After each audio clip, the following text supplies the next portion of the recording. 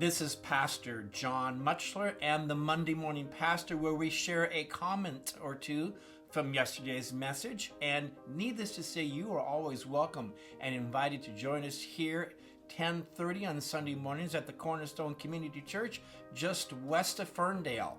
And yesterday we looked at thievery, and we all know the awful feeling of unexpectedly having something stolen from us. We started with this verse from 1 Thessalonians chapter 5, the first couple of verses, where it says this: "Now, brothers and sisters, about times and dates, we do not need to write to you, for you know very well that the day of the Lord will come like a thief in the night." Like a thief in the night.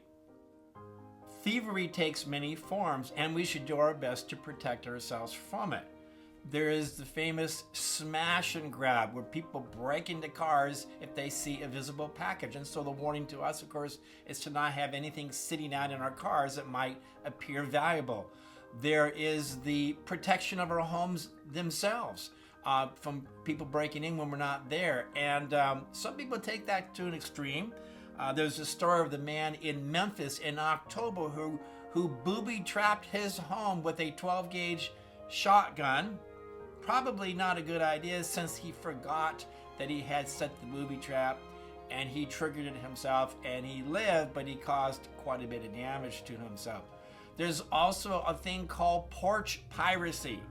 Porch piracy, where people meander up and down streets looking for packages on porches, and get this, some 120 million packages are stolen every year off of porches in the United States. One guy was so frustrated with this thing that he invented a thing. You may have seen this. You can search it. It's called a glitter bomb. A glitter bomb is a fake package. When a thief opens it up, it's got cameras in it, it's got GPS in it, and it sprays very fine glitter on the person, followed up by the spraying of a horribly smelling, let's just call it skunk smell from the package, as a way of preventing these things from happening. So thievery takes place, and Jesus uses that common experience to teach us a lesson. In short, Jesus wants us to be ready for his return, similar to being prepared for the possibility of an unexpected theft. How do we do that? How do we prepare for his eventual, if not unexpected, return to us? I think it's different for everybody, but let me suggest some ideas here. The first is to keep short accounts with God. God knows everything. There are no secrets with God.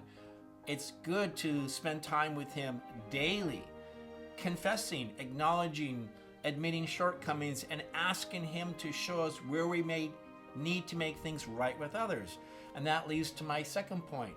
Are there things that we need to say to other people if we knew, let's say we knew that we weren't going to be around much longer, or if the Lord came back, things that we need to say to people? Perhaps we need to forgive others. It's hard to do, but we need to forgive others, or maybe more difficult, we need to ask others to forgive us of things we've said, things that we've done that we've not ever really made right. How about showing our love in tangible, visible ways to people who've loved us, to express that love to them, to let people that are close to us, our circle of relationships, that we value them, that they're important to us, things we'd like to say to them if we knew that we only had a few hours left, or a few days left, or a week left. Take a moment and write down, who do I need to talk to, and say, hey, you're important to me. I value you. I love you. And finally, I think we prepare for Jesus's coming, whether it happens this week or in the next 100 years or whenever, when we trust him, when we put him first in our lives, when we abide and walk with him and in him. That's how we do it. Keep short accounts with Jesus, trust him, walk with him. Then we won't be unprepared when he comes back. Thanks for watching and listening, and have a great week.